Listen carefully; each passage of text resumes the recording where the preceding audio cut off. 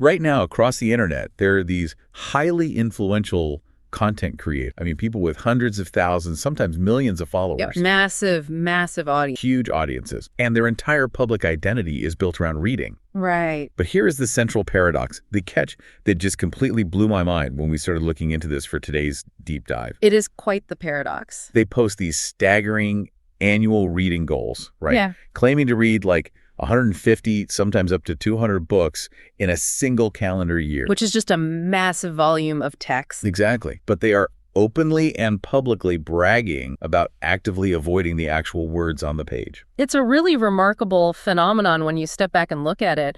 We are essentially watching the wholesale hollowing out of a fundamental human activity. Yeah, it's wild. People are consuming these staggering volumes of text, yet the actual physical practice of reading, the cognitive labor of processing prose is being systematically bypassed. Right, they're just skipping it. Exactly. And the wildest part is they're presenting this bypass not as some kind of failure of attention, but as a life hack. Yes, a life hack. And that is exactly the trend we are unpacking today. It's going to be an interesting one. For sure. Because we're looking at this bizarre, rapidly growing landscape where self-proclaimed book lovers are just flat out admitting they don't really read. And exploring what this intense gamification of reading actually means for us. Right. Because we aren't just talking about a quirky little internet subculture here. We're looking at the knock-on effects this has for the publishing end, for our cognitive health, our baseline empathy. The very foundation of how we process complex information as a society, really. Exactly. So to do that, we are grounding our analysis today in this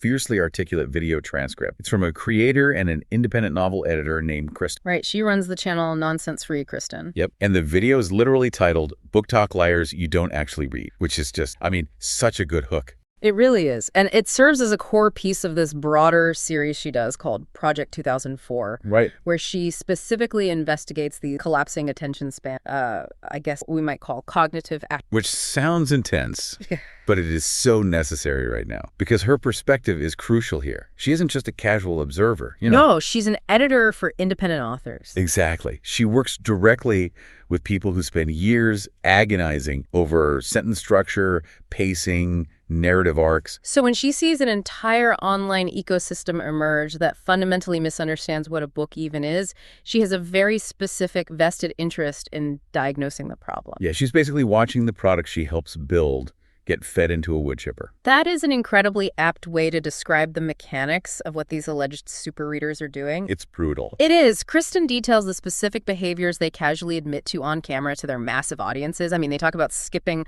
descriptive paragraphs entirely. Just skipping them. Completely. They admit to only reading the dialogue because, in their words, they only care about what the characters are saying. Oh, wow. Some will skim through hundreds of pages of a novel solely to locate a specific romantic or explicit scene or like a major plot twist, completely untethered from the narrative context. So they just flip through until they find the spice or the shock value. Pretty much. Or they claim to finish a dense 400-page novel in a single afternoon while their attention is heavily fractured by other tasks. Okay, let's unpack this. Yeah. Because if we think about the mechanics of this, it's like going to a Michelin star restaurant.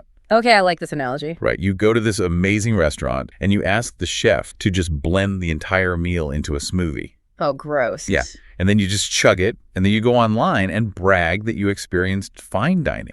Why go through the performance? Why even engage with the object if you're going to completely bypass the experience of it? Because the object itself has been divorced from the experience of reading. What do you mean by that? Well, what Kristen highlights here is the profound distinction between enjoying the act of reading and desiring the aesthetic. The aesthetic. Right. Those are two entirely separate motivations. The vibe of being a reader. Precise. Books are historically associated with intellect, thoughtfulness, depth. Furthermore, they are a beautiful physical object. Oh, for sure. I love a good bookshelf. Exactly. A well-designed hardcover, the typography, the texture of the paper, these are genuine aesthetic pleasures. Having a room lined with beautifully bound, color-coordinated spines creates a specific atmosphere. It looks great on camera. It does. And Kristen makes a point to say she doesn't judge anyone for simply wanting that aesthetic. Enjoying the physical presence of books is a perfectly fine architectural or design choice. But the friction happens when that design choice is leveraged for clout, right? Yes. The friction arises when the performance of reading becomes what she calls a content creation side hustle. A side hustle, wow. Because the actual act of reading is decidedly unglamorous for Sia. Yeah, it's just sitting there. It requires sitting alone, in silence, sustaining focus on one static page at a time for hours. It is an invisible internal process. You can't really film that and make it go viral. No, you can't. So if you want to monetize or build an identity around being a reader online, you have to externalize it. You have to generate constant content, unboxings, reaction videos, monthly wrap-ups. Right, you need a mountain of books to show off. And to feed that content machine, you have to consume at an industrial scale, which forces you to abandon the slow, silent reality of actual reading. So we have this tension between the quiet reality of reading and the loud performance of it. Precisely. And to help cut through that noise, Kristen offers a sort of diagnostic tool in the video, which is fascinating. She lays out a 3-question litmus test to determine if someone is actually engaging in reading or merely consuming book-flavored content. It's a very revealing test. It really is. No. Now, if you are listening to this right now, maybe even listening to us on 1.5x speed while driving or doing the dishes, you might feel a slight twinge of defensiveness coming on. Which is totally natural. Yeah, okay. The point of this isn't to shame anyone for trying to optimize their time. The goal is to look at what that optimization is biologically and cognitively costing us. So just reflect on these questions honestly to yourself as we go through them. They are deceptively simple questions, but they target the very specific cognitive markers of deep reading. Okay, question 1. When was the last time you read a difficult sentence twice because you wanted to make absolutely sure you understood it? The operative word there. Right, not just losing your place. Exactly. She isn't talking about your mind wandering to your grocery list and having to reread a paragraph. She means encountering a sentence where the syntax is complex, the vocabulary is challenged, or the underlying concept is layered. Like a really meaty piece of text. Yes. When you hit that kind of structural ambiguity, do you possess the patience to stop, reverse, and untangle the author's logic? Or do you just skim past it, assuming you got the general gist of the page? That makes total sense because the gist isn't the prose. You're missing the actual art. Exactly. Okay, question 2 pushes that even further. When was the last time a passage in a book made you stop, put the book down, and just sit with what you just read for a minute before continuing? That physical pause is perhaps the most vital component of the reading. Really? Just staring at the wall for a second? Neurologically, yes. Yeah. That is the moment of synth. When you encounter a profound thought, a beautiful piece of image, or a devastating character realization, the brain requires processing time to integrate that new information with your existing world. So you just keep plowing forward. If you are constantly plowing forward to get to the next plot point, you are actively denying your brain the opportunity to perform that. You are gathering data, but you aren't building insight. Wow. Gathering data but not building insight. That's a huge distinction. It is. Which perfectly sets up the final question. Question 3. Can you tell me off the top of your head what the last book you read was actually about? And she is yes, she doesn't mean the premise. Not like, oh, it's about a detective in Chicago looking for a serial killer. She means the actual argument, the thematic thesis, or the underlying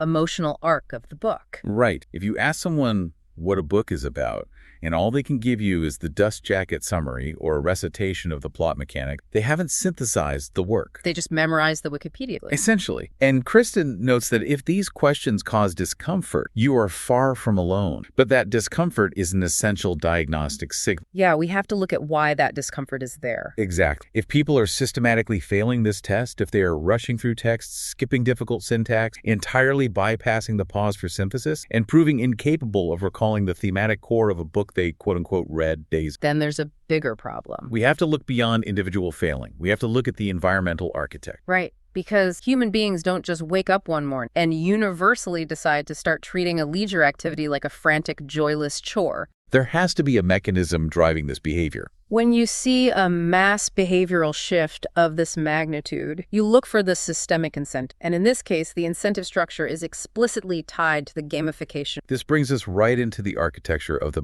platforms themselves. Kristen points a very firm finger at a specific cultural turning point, the Goodreads annual reading challenge. Yes, this is where it really shifts. For some context, Goodreads launched this feature around 2011, and on the surface, the premise sounds incredibly innocuous. You log onto the site, you set a personal numerical goal for how many books you want to read that calendar year, and it tracks your progress. It mimics the structure of a New Year's resolution. It feels like a simple commitment. But here's where I want to push back a little on the premise that gamification is inherently destructive. Go for it. Because we see gamification work incredibly well in other areas. Right? Like apps like Duolingo gamify language learning with streaks and leaderboards, and it successfully gets people to practice Spanish every day. That's true. Fitness trackers gamify step, and it genuinely helps people overcome sedentary habit. If gamification gets someone to read 15 books instead of 0, why is it suddenly toxic when applied to literature? That is a crucial distinction. Gamification works beautifully for activities that are primarily quantitative and mechanical. Okay, so like steps. Right. Yeah. If your goal is cardiovascular health, a step is a step. Walking 10,000 steps is objectively better for your heart than walking 2,000 steps. The metric perfectly aligns with the desired outcome. Yeah, that makes sense. Language acquisition at the beginner level is also heavily mechanical. It is rote memorization of vocabulary and verb conjugation. Repetition and frequency are exactly what But reading is different. Reading literature is fundamentally a qualitative contemplative act. When you attach a visible, public, quantitative metric to a qualitative experience, you don't just track the experience, you fundamentally... Because the metric becomes the master. Precise. Once that number becomes public and Goodreads broadcasts your progress to your entire social network on the platform, the social pressure alters your interaction with the art. It totally changes the vibe. I mean, it sounds exactly like a fitness tracker aggressively buzzing at you to stand up when you're just trying to relax on the couch. But instead of steps, it's books. It is exactly like that. The platform itself begins to act like a passive-aggressive manager. It actively tells you if you are on schedule or falling behind. Oh, I hate that notification. You're 5 books behind your reading goal. Exactly. Suddenly, a solitary imaginative pursuit is governed by the logic of industrial production quotas. It's the Taylorism of leisure. You're applying factory floor efficiency metrics to poetry, and we can see exactly how this mutates behavior. We really can. Kristen points out that in certain heavily engaged online circles, this metric-driven environment fosters actual public shaming. It becomes a major status symbol to hit 100 or 150 books, and it is viewed as a personal or intellectual failure if you only hit 12. And that social pressure creates perverse incentive. Kristen highlights testimonies from readers who finally quit the challenge because they realized they were consciously and intentionally altering their reading habits purely to feed the algorithm and hit their numerical target. Oh, wow. So they're changing what they read. Yes, they were actively seeking out shorter books, novellas, or graphic novels, not out of genuine interest, but because they offered a quick kill to boost their stats. While simultaneously avoiding the books they actually wanted to read. That's the tragic part. It really is a shame. You have people staring at a dense 800-page historical biography that genuinely fascinates them and choosing not to read it because spending 3 weeks on one book would completely destroy their pace and cause them to fail their public challenge. They begin treating reading exactly like a kill count in a video game. The source material features a brilliant quotation from a writer at the press who perfectly encapsulated this grim dynamic. Oh, I remember this quote. They described the Goodreads challenge as turning readers into competitive eaters, but for books. That is such an evocative image. But if we unpack the mechanics of that metaphor, it's actually horrifying. It really is when you think about it. Think about how a competitive eater actually operates at a hot dog eating contest. They are not savoring the culinary nuances of the food. They aren't appreciating the snap of the casing or the spice profile of the mustard. To consume at that volume and velocity, you have to bypass the intended method of consumption. Right, they're just getting it down. A competitive eater takes the hot dog bun, dunks it in a cup of warm water so it dissolves into a slick, mushy paste, and forces it down their esophagus as rapidly as humanly possible while a clock down. It's so visceral. They are completely circumventing the act. And when you apply that to the person claiming to read 150 books a year, the parallel is exact. They aren't savoring the author's prose, they aren't lingering over a beautifully constructed metaphor or wrestling with the thematic subtext. No, they don't have the time. They are taking the author's meticulous work, metaphorically soaking it in water to dissolve all the texture, and shoving it down their cognitive throat just to beat the algorithmic clock and get that little burst of digital confetti on their screen. It is the extraction of raw data at the expense of art. But the sheer math of this raises a mechanical problem. Right, the time factor. Even if you are aggressively skimmed, processing 150 to 200 books a year requires an immense amount of time. To achieve that level of consumption, human biology becomes bottlenecked. You literally run out of hours in the day, which means to consume like a competitive eater, you need specific techniques. You need technological assistance to artificially accelerate the process. And the digital ecosystem has provided highly efficient tools to facilitate exactly that kind of artificial velocity. This brings us to the actual physical mechanics of how this fake reading is accomplished. Now, Kristen establishes a very important baseline here that we need to mention. Yes, we should be clear about this. She has absolutely no issue with audiobooks as a medium. She is very clear that she uses them herself for doing chores, commuting, or absorbing passive nonfiction. The oral tradition of storytelling is ancient and valid. Indeed, the issue is not the format of audio. The human brain is perfectly wired to process narrative through spoken language. The core issue Kristen isolates is the velocity of the audio. The speed. These super readers are openly discussing running their audiobooks at 2.5 to 3 times the regular speed of human speech. Which is staggering. Let's really think about what that sounds like. At 3 times speed, you are stripping away all emotional resonance, all pacing, all dramatic pauses. The narrator's performance is completely obliterated, turning human language into this frantic, mechanical, unrecognizable chatter. The neurological limit for comprehending spoken English with full phonetic clarity is generally around 150 to 160 words per minute. Okay, so that's normal talking speed. Yes, when you push that to 400 or 500 words per minute, you are fundamentally altering how the brain processes the audio signal. You are no longer experiencing the rhythm or the cadence of the author's sentence. Just a wall of noise. Exact. The brain is entirely occupied with the raw effort of identifying the words, leaving absolutely zero cognitive bandwidth for the synthesis or interiority early. But it goes even further than just hyperspeed audio. Kristen details a practice that is wildly popular in these communities called tandem reading. This part is truly wild. It is. This is where a person listens to the audiobook at 2.5 speed while physically looking at the printed book at the exact same time. And the stated purpose for this isn't to increase comprehension. No, not at all. Kristen quotes a reader who explicitly admits they do this to force their eyes to read quicker. What's fascinating here is that this is a disturbing cognitive hack. When you tandem read at hyperspeed, you are creating a sensory mismatch to override your natural reading pace. It's like hacking your own nervous system. Essentially, yes. The visual cortex is trying to scan the text, while the auditory cortex is being bombarded with accelerated speech. The goal is sheer brute force propulsion. The system is designed entirely to prevent the reader from pausing, pondering, or getting bogged down in the actual aesthetic of the prose. It is the ultimate manifestation of disrespect to the craft. Yeah. I mean, you have an author who might have spent 3 years agonizing over their manuscript. Curating every single word. Right. They crafted the specific rhythm of a paragraph. They decided exactly where a comma should sit to force the reader to take a breath before a devastating revelation. And the tandem reader comes along and obliterates all of that architecture, blasting past the prose at a chipmunk speed that no human biological voice could ever produce. They are acting as text mine. They are strip mining the narrative for what happens, the raw, functional plot data, and discarding the prose as if it were just annoying packaging standing in the way of the product. Here's where it gets really interesting. If the entire goal is just to extract the raw plot data, if you only care about finding out who betrayed the protagonist, who ends up together, or getting to the spicy, explicit scenes, why even bother pretending to read the book? That's a fair question. Right. Why spend 5 hours subjecting yourself to hyperspeed mechanical chatter? Why not just pull up the Wikipedia page or a fan wiki, read the 4-minute plot synopsis, and be done with it? It's infinitely more efficient. It is a logical question, and Kristen actually points out the absurdity of this exact contradiction. She notes that if raw information retrieval is your only goal, reading a summary is the most rational approach. It's free, it takes minutes, and frankly, no one is going to police you if you decide to log that Wikipedia summary on Goodreads anyway, but they don't do that. Why not? And the reason they don't is because simply reading a summary does not satisfy the requirement of the identity.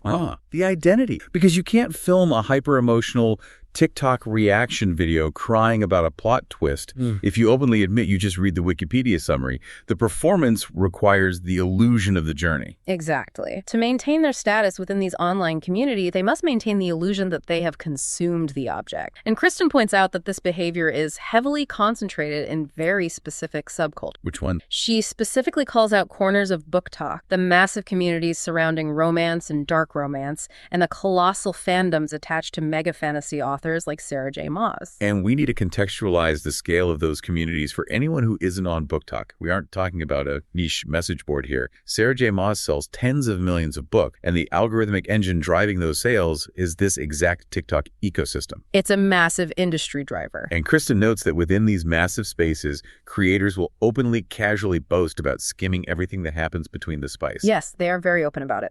They view the world building, the internal monologues, and the character development as filler that exists only to delay the dopamine hit of the explicit scenes or the major cliffhangers. When we look critically at what is being discarded in that process, the descriptions, the historical context, the intricate mapping of the character psychology, we realize that what is being lost is the defining essence of fiction itself. Because if you strip all that away, what's left? Just raw data. If you are reading a technical manual on how to repair an engine or a daily news brief, extracting just the functional data is the correct way to read. But fiction is not a delivery mechanism for raw data. Right. The prose is not the packaging. The prose is the point. The journey through the language is the destination. By aggressively stripping all of that away for the sake of velocity, these readers are actively depriving themselves of the foundational benefits that reading provides to the human mind. Which brings us to the absolute philosophical core of Kristen's thesis, and really the core of this entire deep dive. She makes an incredibly passionate, urgent argument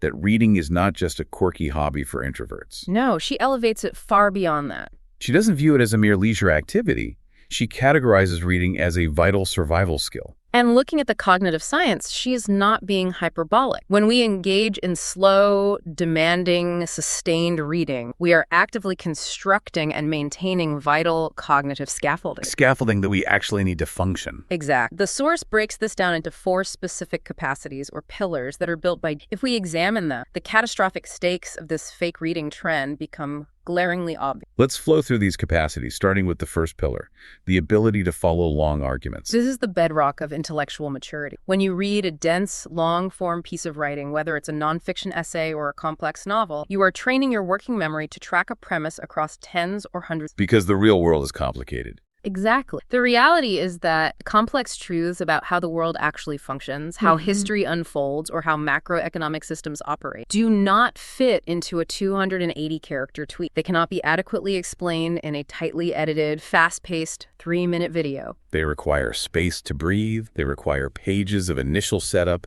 the methodical presentation of evidence, the necessary addressing of counterarguments, and nuanced qualifications. Precise. And if you lose the physical, neurological stamina to sit and follow that prolonged structural logic, you effectively lose the ability to engage with serious thought. You just get locked out of the conversation. You become entirely reliant on the conclusions and summaries handed down to you by others because you lack the capacity to verify the underlying math of their arguments yourself. Which makes you incredibly vulnerable. Yeah. But it isn't just about following logic. It's also about how we relate to other human beings, which is the second. Kristen discusses the concept of interiority, which she identifies as something highly specific to novels and certain long-form memoir. Interiority is arguably the greatest and most unique gift of the literary. When you read a novel, the author is demanding that you spend 10, 15, perhaps 20 hours entirely submerged inside the consciousness of another. It's like telepathy, almost. It really is. This is the primary dividing line between literature and visual story. When you watch a movie, you are observing what a character does. If they cry, you see them cry, and your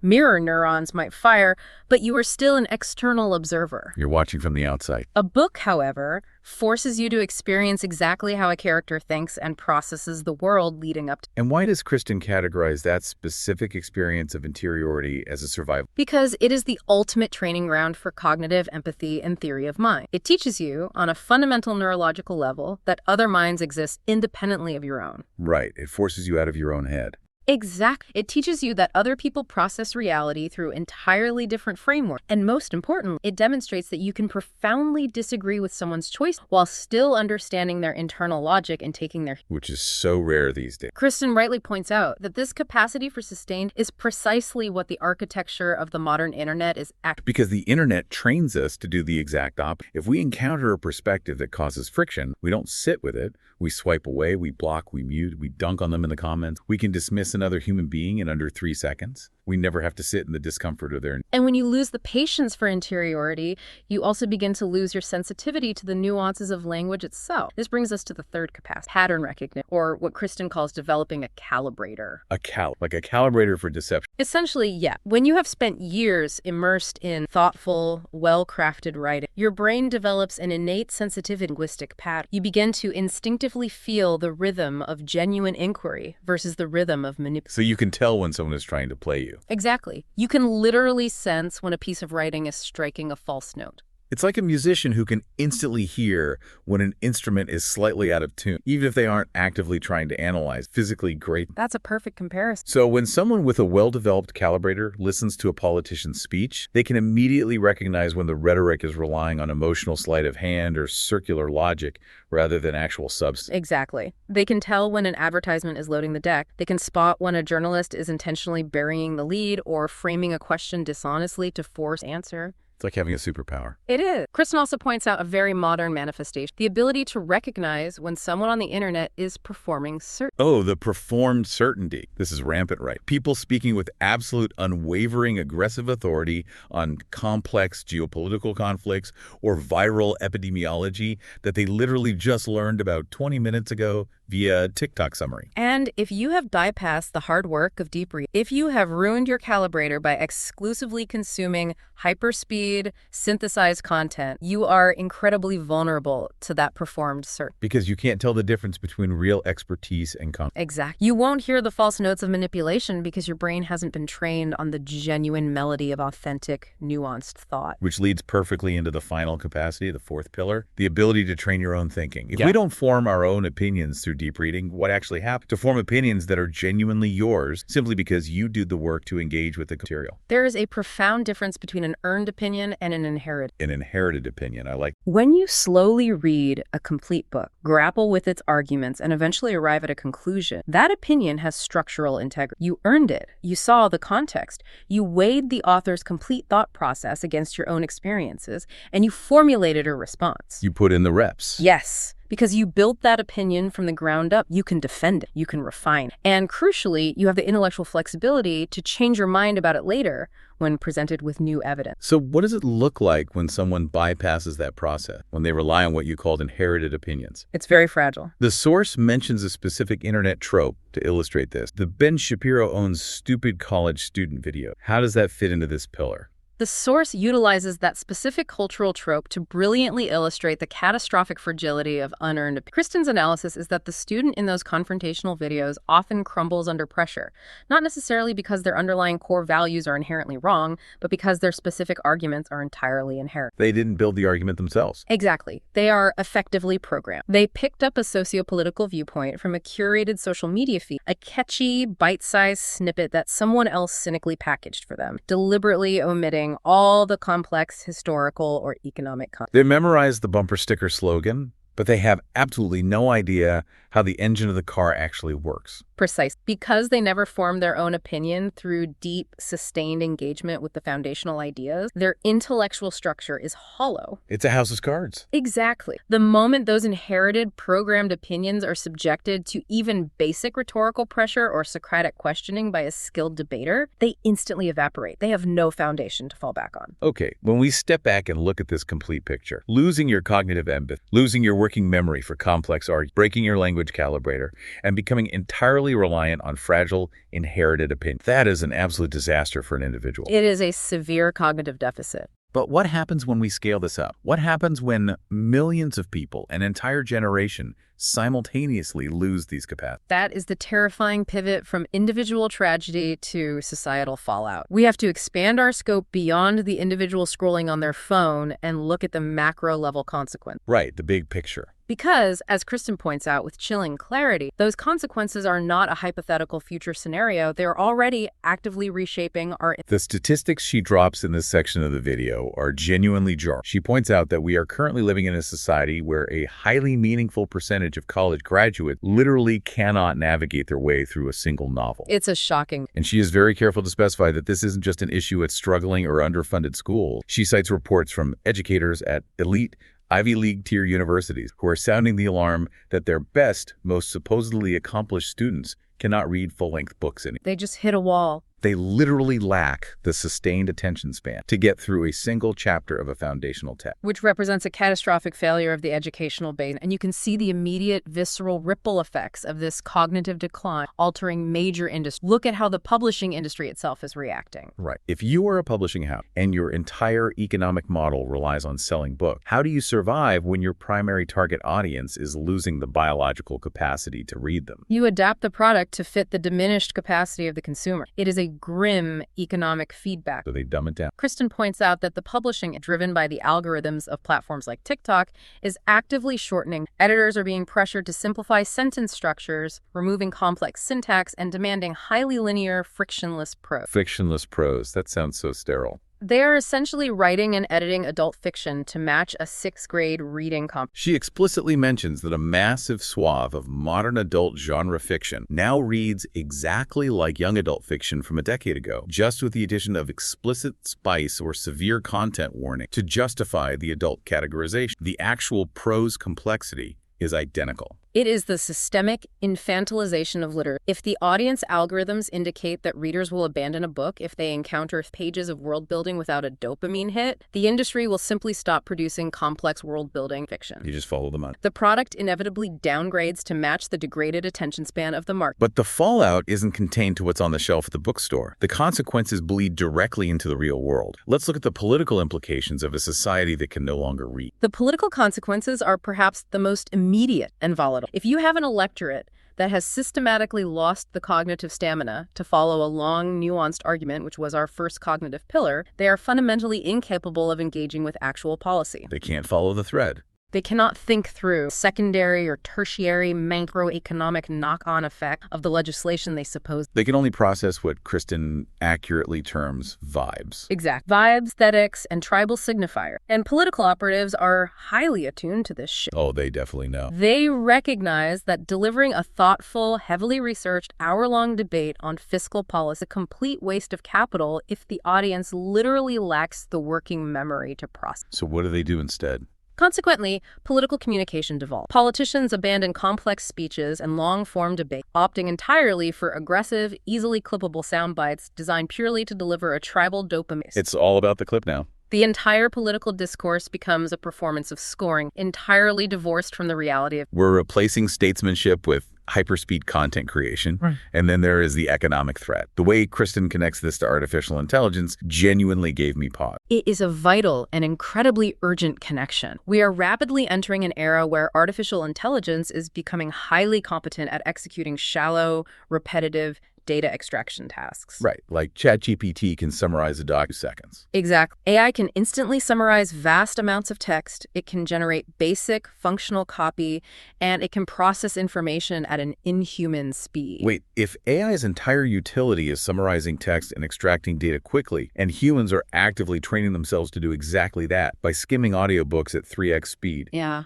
we're basically turning our own brains into inferior biological algorithms. That is exactly what is happening. We're competing against the machine on the exact battlefield where the machine is strongest. That is the precise danger. You are competing with AI on its own terms. Speed and data extraction will inevitably lose. You can't beat the computer at being a computer. No. The economic value that remains for human beings lies in the work that requires sustained, attentive, original thinking. It requires the capacity for deep interiority, the ability to connect wildly disparate, complex ideas, and the emotional intelligence to navigate human nuance. The stuff AI is terrible at. But as Kristen warns, if you spent your formative years listening to audiobooks at 3 times speed, extracting only the plot data, and skipping the slow, frustrating cognitive labor of reading, you simply haven't built the neurological equipment required for that high-level human work. You render yourself economically redundant. Yes. So what does this all mean? Looking at this massive societal, political, and economic collapse, is it possible we are overreacting? It's a fair question to ask. Because is this just the latest iteration of the classic kids these days complaint? Haven't older generations literally always panicked about new media? When the printing press was invented, scholars complained it would destroy the human capacity for memory. That is true, they did. When television became ubiquitous, people said it would rot our brain. Is this alarmism just the 2024 version of the exact same panic? It is highly tempting to dismiss it using that historical framing because doing so absolves us of having to take action. But Kristen pushes back on that narrative very firmly. Why is this different? Her argument, supported by the cognitive realities we've discussed, is that this is fundamentally different. We are not just witnessing a shift in the medium of delivery, like moving from oral tradition to print or print to screen. We are witnessing the active collapse of a foundational human cognitive capacity within a single generation. The actual physical hardware of our brains is changing based on how we use it. Neuroplasticity works both ways. You use it or you lose it. Yeah, she points to the phenomenon of teacher TikToks, which she explored in a previous video as the canary in the coal mine. We are seeing educators dealing with a cohort of proudly and aggressively declared that attention is an old world skill. They're actually proud of it. These are the exact same students who are skipping the paragraphs in their assignment. Kristen's assessment is stark and blunt. They are not going to be okay. That is so bleak. And yet, almost nobody in the broader culture or institutional leadership is treating this cognitive decline as the existential emergency that's... Okay, so the diagnosis is incredibly bleak. Hmm. We are willingly trading our empathy, our critical thinking, our political stability, and our economic viability just so we can impress strangers on the internet with our 200-book reading goals. It sounds absurd when you say it out loud. It really does. It feels overwhelming. But thankfully, Kristen doesn't just diagnose the disease and leave us to rot. She provides a highly actionable, practical prescription for the listener. How do we individually escape this gamification trap? Her solution revolves around a disciplined practice she terms ruthless filtering. It is about actively and aggressively taking back control of your cognitive environment and your media diet. Ruthless filtering. It sounds intense, but necessary. She breaks this down into 3 distinct layers of filter. Let's look at filter number 1, where you get your recommendation. This is critical because in the modern digital age, algorithms are fundamentally opposed to deep reading. Right. She argues that the systems we rely on, the Goodreads trending page, the Amazon recommendation engine, the For You pages on Book Talk or Bookstagram, are structurally flawed. And the reason is simple. They are designed to maximize engagement, not to identify literary quality. And those two metrics, engagement and quality, are entirely divergent. An algorithm will violently push a book into your feed because it features a provocative cover, because it touches on a highly controversial topic, or because the specific tropes it uses spark intense, angry arguments in the comments section. It thrives on the drama. The algorithm has zero comprehension of whether the prose is beautiful, whether the themes are profound, or whether the argument is logically sound. Which makes sense. It's just code. Kristen uses her own experience as a creator to illustrate this. She notes that her best performing, most highly engaged videos were about a notoriously controversial, filthy viral book called Haunting Adeline, which she only read on a dare. Oh, I've heard of it. The algorithm heavily rewarded that content, but the algorithmic success is in no way a metric of the book's actual literary value. So if we accept that the algorithm is actively feeding us slop to keep us scrolling, who do we trust to guide our reading? You have to bypass the machine and find trusted human critics who have actual skin in the game. People whose historical track records you can evaluate over time. She gives some excellent examples of content creators who actually do the work. YouTube reviewers like Sinead Hanna, who provides deeply considered reviews for spooky and gothic read. Or Quinn's Ideas, a channel dedicated to unpacking complex science fiction and dense literature. Curators you can actually trust. Exactly. Or, and this is the most analog, beautiful solution, just walking into a local used bookstore and talking to the owner. That analog interaction is irreplaceable. A knowledgeable bookstore owner who listens to your taste, walks over to a shelf, hands you a physical book and says, "I loved this, and based on our conversation, I think you will too." That recommendation is worth its weight in gold. Because it's real. It is a genuine human-to-human transfer of enthusiasm and curation, completely distinct from a machine calculating how to maximize time. That brings us to filter number 2, embracing the power of the DNF. Did not fit. I appreciate that she proudly refers to herself as a certified OG DNF. It removes the stigma from abandoning a book. It really does. She points out that this is ironically the one single area where the gamified hyperspeed reading culture actually gets something right. Life is incredibly short. Your active reading time is finite. You don't have time for bad books. Right. If a book is badly written, or frankly, even if it's perfectly fine, but it's just not resonating with you in that moment, close it. Put it away. You owe the author nothing once you give the book a fair shot.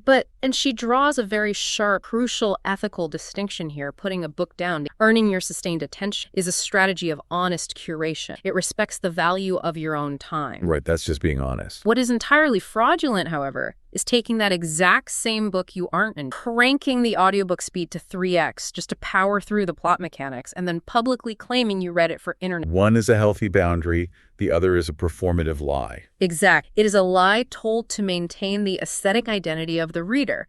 And it is especially egregious if you are a content creator presenting yourself as an authority in that space. Which perfectly tees up filter number 3. Yeah. And honestly, this is the filter that I think will resonate the most with people feeling that friction right now. It is about actively protecting your cognitive state. This is a really important concept. Kristen makes the argument that reading isn't just a mechanical activity you perform, like tying your shoes or folding laundry. It is a specific cognitive state that has strict biological prerequisites. You cannot simply demand your brain to execute deep, slow, complex thinking on command if you have spent the preceding 12 hours marinating in hyperstimulating, fragmented digital noise. Your nervous system simply cannot make that abrupt transition. Right. I mean, it's like eating a bucket of Carnival cotton candy and washing it down with 3 high-sugar energy drinks and then immediately trying to sit down and appreciate a complex, slow-cooked stew. Your palate is completely fried. Everything will taste like ash. The source mentions Cormac McCarthy to illustrate this. Yes, McCarthy is renowned for his dense, challenging, and beautifully bleak prose. He requires immense patience and cognitive presence. If you spend 6 hours scrolling short-form video on your phone, watching people dance, do prank, and scream at each other in 10-second intervals, and then you turn off your phone, pick up a Cormac McCarthy novel and try to read it, it is going to feel like actual physical punishment. Your brain will actively fight you. It will.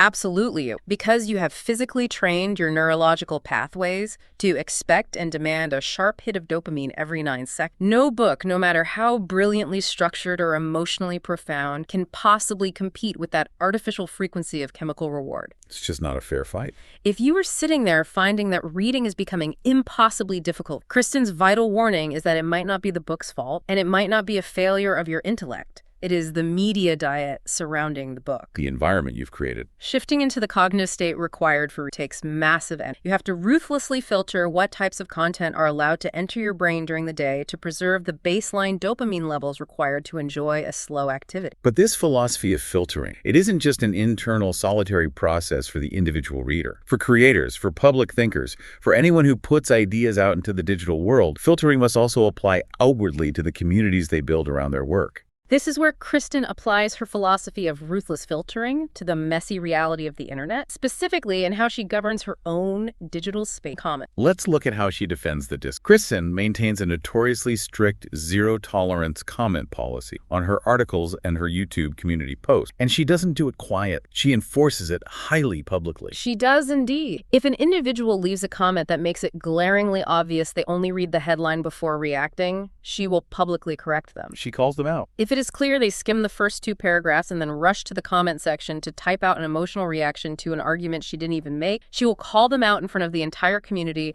and flatly refuse to engage with the substance of their comment because, corrects out, their comment contains no actual substance. And if they assign malicious beliefs to her that she explicitly stated she doesn't hold, just because they couldn't be bothered to read past their own preconceived bias. Immediate block. They are permanently removed from her. Now, conventional internet wisdom would say that is professional suicide. It definitely goes against the grain. The rule of social media growth is that you never block people who are trying to engage with your content, even if they are spectacularly wrong. Isn't that a bit extreme? Blocking people who are just trying to engage, doesn't that hurt her numbers? The algorithm just sees engagement, and engagement drives reach. By blocking them, isn't she just intentionally hurting her own channel? If we connect this to the bigger picture, she is intentionally sacrificing shallow metrics to protect the integrity of the space. The profound rationale behind this policy highlights the exact endpoint of the cognitive decline we've been tracking. How so? She operates on this principle. If a creator allows superficial, non-reading commentators to dominate and derail their comment section, the true serious readers, the people who actually invested the cognitive labor to read the whole piece and formulate a thoughtful response, will eventually. Because the space just becomes exhausting and toxic. Exact. The serious, nuanced readers will inevitably be drowned out by people who took a single out-of-context sentence and started screaming. And when that happens, the creator's original work is suddenly being judged, debated, and defined by an audience of people who never actually read it. She had a brilliant term for this. She calls it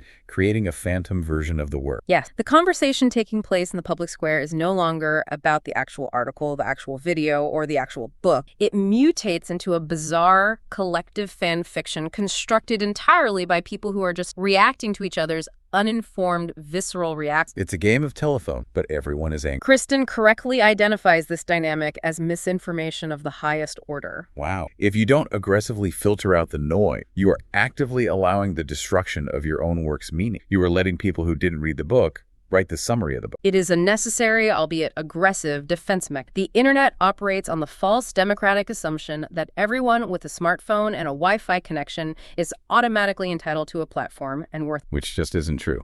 Kristen's actions argued that it is a fundamental duty to keep our intellectual spaces free from the kind of superficial, reactive slop that is encroaching on every single aspect of modern. Defending the space for deep thought requires active gate. As we wrap up this deep dive today, I want to bring all of this massive sociological theory back down to the listener and to the very personal, grounded ideal that Kristen sets for herself. After diagnosing the staggering societal collapse of attention and after calling out the sheer absurdity of the 200-book reading goals, what does her actual reading year look like? Her personal benchmark is a masterclass in intentionality and recognizing human. She states that in a truly great year, a year where she has abundant free time, zero crisis, and is completely stressed, or, as she hilariously, moisturized and unbothered, she might manage to read 20 books. 20 books in a perfect year. But in a standard, normal year of balancing work and life, she reads between 6 and 12 books. 6 to 12 books a year. That is literally a fraction of what these online creators claim to casually read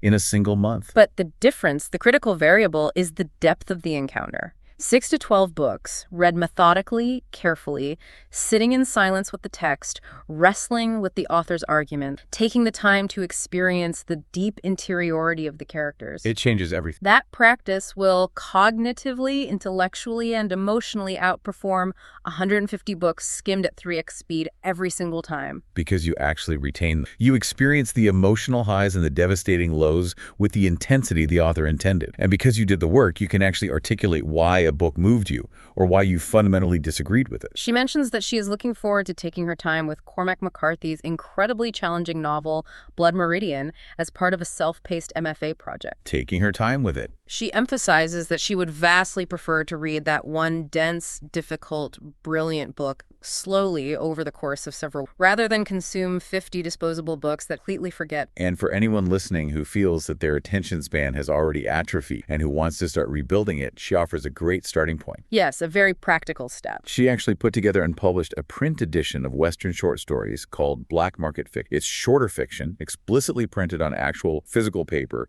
designed to help people start building that cognitive muscle back up without the sheer intimidation of staring down a massive 600-page. It is all about the gradual return to the physical, quiet, demanding acting. You have to rebuild the capacity. So as I close out today's deep dive, I want to leave you with a final thought to mull over. We started this whole conversation talking about the illusion of the reader identity, the stark difference between curating the aesthetic of a beautiful bookshelf and doing the actual challenging, sometimes frustrating work of reading the word. Right. If reading deeply is the foundational survival skill that trains our brains to recognize other minds, to detect deception, and to forge our own original thought, what happens to our sense of self when our internal monologue becomes nothing more than a chaotic montage of 3-second, triple-speed plot summaries? Next time you pick up a book, try an experiment. Read just one single chapter. Read it at the natural, unhurried speed of human speed, and then just close the book, put away your phone, and sit in total silence for 5 minutes. See who you are when the noise finally stops.